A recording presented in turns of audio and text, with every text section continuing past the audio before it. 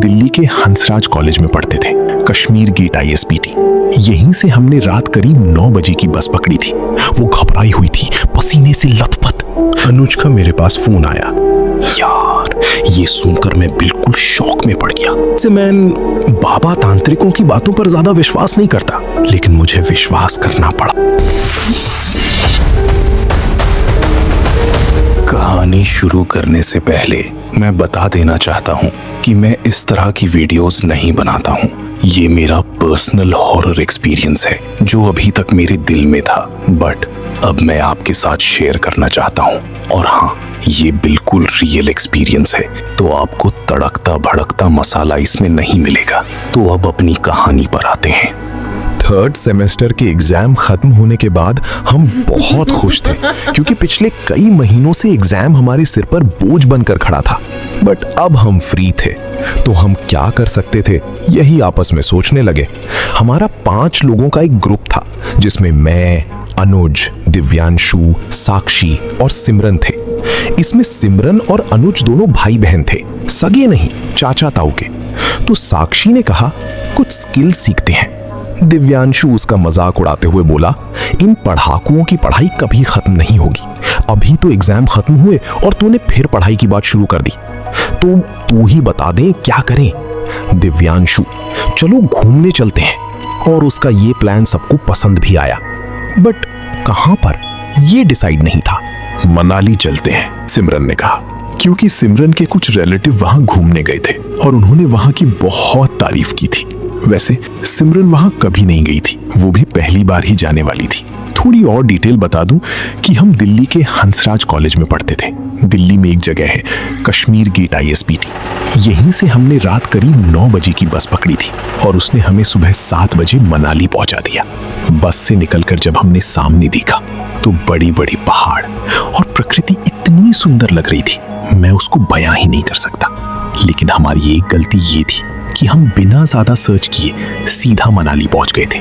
यहाँ तक कि हमारे पास होटल की बुकिंग भी नहीं थी, और वो घूमने का पीक सीजन था, यानी ज्यादातर होटल पहले से ही बुक थे। कई सारे होटल हमने ढूंढे, कहीं रूम अवेलेबल नहीं था, और जहां था भी वहां किराया बहुत ज्यादा था, और हम स्टूडेंट्स के पास इतना बजट भी नहीं था। बहुत ढूंढने के बाद हमें एक होटल मिला जो दिखने में ठीक ठाक था। उसका किराया भी हमने जितना सोचा था उससे कम ही था। पूरा दिन होटल सर्च करते करते हम इतना थक गए थे कि अब हिम्मत नहीं थी कहीं घूमने भी जाएं। तो हमने सोचा अभी हमारे पास पूरा 1 हफ्ता है। पहले दिन होटल के कमरे में ही रहे। हमने 2 कमरे बुक किए थे, एक कमरे में साक्षी और सिमरन, और दूसरे कमरे में हम 3 दोस्त। रात बीती, सुबह हुई। ब्रेकफास्ट के लिए होटल में ही एक कैफे एरिया था। हम वहां बैठकर ब्रेकफास्ट कर रहे थे, तभी पता नहीं सिमरन को क्या हुआ। उसने हमारी तरफ देखते हुए कहा, अगर तुम लोग घूमने आए हो तो घूमा करो, ये उल्टी सीधी हरकतें करने की जरूरत नहीं है। हम कंफ्यूज्ड थे, भाई हमने ऐसा क्या कर दिया। हमने उससे पूछा तो उसने कहा, रात में तुम लोग दरवाजे को नॉक करके डराने की कोशिश करते हो, क्या ये ठीक है? मैंने उससे कहा, पागल है क्या, हम ऐसा क्यों करेंगे, लगता है अभी भी नींद में है। तभी अनुज बोला, हाँ गाइस, हमारे दरवाजे को भी कोई नॉक कर रहा था। तो दिव्यांशु तुरंत बोला, दोनों भाई बहन हमें डरपोक समझते हैं, हम छोटे बच्चे हैं क्या। इसके बाद दिव्यांशु और सिमरन में बहस होने लगी, तो हमने किसी तरह बात शांत करवाई और इस बात को वहीं भूल गए। उस दिन हमने आसपास की छोटी मोटी लोकेशंस घूमी।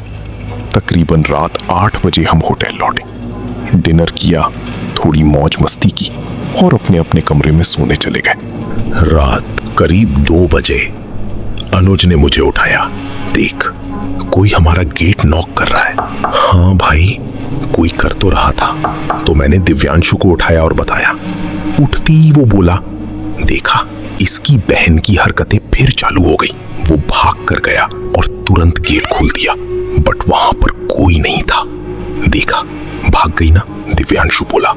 थोड़ी ही देर बीती थी कि अब दरवाजे को कोई बहुत जोर जोर से खटखटा रहा था, पर इस बार हमारा नाम लेकर।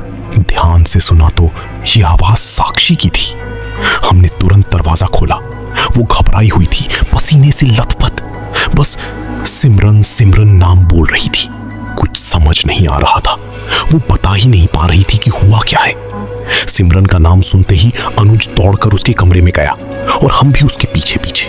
हमने देखा सिमरन अपने बेड पर बैठी थी, एकदम शांत, बाल आगे किए हुए और चेहरा नीचे झुकाए हुए। हम आवाज दे रहे थे लेकिन वो कोई रिस्पॉन्स नहीं दे रही थी। तो अनुज उसके पास गया और उसे हिलाया। तभी वो अचानक उठी और अनुज को जोर से धक्का दे दिया और अजीब सी आवाज निकालने लगी।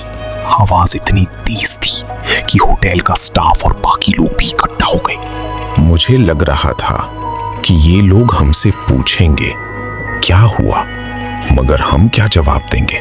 हमें खुद नहीं पता था कि वहां क्या चल रहा है, लेकिन उनमें से एक ने भी हमसे ऐसा कुछ नहीं पूछा। ऐसा लग रहा था जैसे उन्हें पहले से ही मालूम हो कि यहाँ क्या हो रहा है। बस हम ही पागल थे जिन्हें कुछ नहीं पता था। तभी होटल का एक स्टाफ मेंबर बाहर गया और थोड़ी देर बाद एक आदमी को लेकर आया। आदमी बिल्कुल सिंपल था, पैंट शर्ट पहने हुए। उसने कुछ मंत्र जैसा बोला और उसके हाथ में एक अजीब सी चीज थी। आई नो, मैं आपको अच्छे से समझा नहीं पा रहा हूं क्योंकि मुझे खुद नहीं पता वो चीज क्या थी। जैसे कोई सिक्का होता है, कुछ वैसी ही चीज। उसने उस चीज को सिमरन के माथे से लेकर पैरों तक घुमाया और अचानक सिमरन शांत हो गई। फिर वो आदमी हमारे पास आया और धीमी आवाज में बोला, जितना जल्दी हो सके इसे यहां से ले जाओ। अब हमारे पास भी कोई दूसरा रास्ता नहीं था। उसकी हालत देखकर हमें भी लग रहा था कि घर वापस जाना ही सही रहेगा। तो सुबह होते ही हम वहां से निकल गए। लेकिन ये सब होने के बाद दिव्यांशु और मुझे थोड़ा गुस्सा भी आया, क्योंकि हम पूरे एक हफ्ते की ट्रिप पर आए थे। पैसे भी खर्च हो गए और मिला क्या, बस एक दिन का टूर और दूसरे दिन वापसी।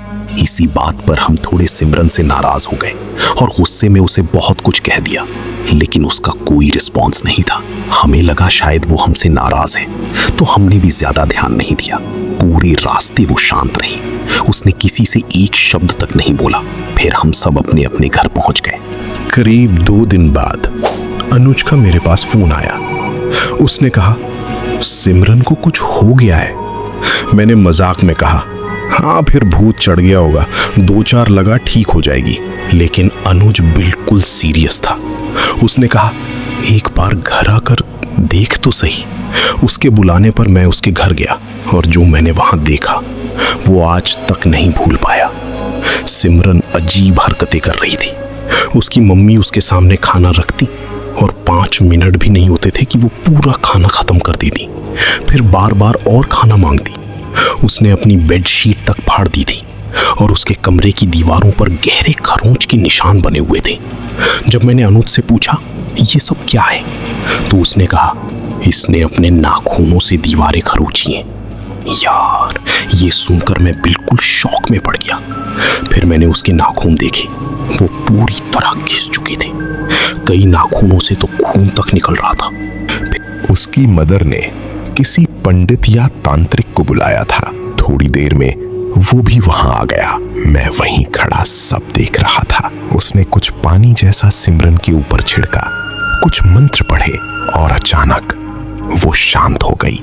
फिर उसने तुरंत किसी जगह जाने के लिए कहा। शायद उसकी मदर उस जगह को जानती थी, तो वो लोग गाड़ी करके उसे वहां ले गए और मैं अपने घर वापस आ गया। उसके बाद सब कुछ धीरे धीरे ठीक हो गया। 1-2 महीने गुजर चुके थे और सिमरन भी अब बिल्कुल ठीक थी। मैंने सीधे सिमरन से तो नहीं, लेकिन अनुज से जरूर पूछा था, आखिर हुआ क्या था, उन बाबा ने क्या बताया था। तब अनुज ने जो बताया वो सुनकर मेरा शरीर तक ठंडा पड़ गया। उसने कहा कि बाबा ने कुछ नियम और विधि करने को कहा था और उन्होंने बताया कि जिस होटल में सिमरन रुकी थी उसके बेसमेंट से वो किसी बच्चे की फोटो लेकर आई थी और असल में जिस बच्चे की वो फोटो थी वही आत्मा उसे परेशान कर रही थी। वैसे मैं बाबा तांत्रिकों की बातों पर ज्यादा विश्वास नहीं करता, लेकिन मुझे विश्वास करना पड़ा क्योंकि जिस फोटो की वो बात कर रहे थे वो मैंने खुद सिमरन के पास देखी थी। जब वो अपने पर्स से सामान निकाल रही थी तभी वो फोटो नीचे गिर गई थी। मुझे लगा था शायद उसके बचपन की फोटो होगी। होटल स्टाफ ने हमें साफ मना किया था कि बेसमेंट में मत जाना। हम में से कोई नहीं गया था, लेकिन सिमरन गई थी या नहीं ये हमें कभी पता नहीं चला। मैंने अनुज से पूछा भी था, लेकिन उसने कहा कि उसने खुद भी सिमरन से ये बात नहीं पूछी, क्योंकि वो उसे वो बातें दोबारा याद नहीं दिलाना चाहता था। उसने मुझसे कहा, अब सब ठीक हो चुका है तो ठीक ही रहने दे। फिर मैंने भी इस बात को ज्यादा आगे नहीं बढ़ाया। बट मेरे दिल में ये कहानी आज भी जिंदा है, इसलिए मैं इसे आपसे शेयर करना चाहता था। आपको ये कहानी अच्छी लगी या बुरी, कमेंट में जरूर बताना।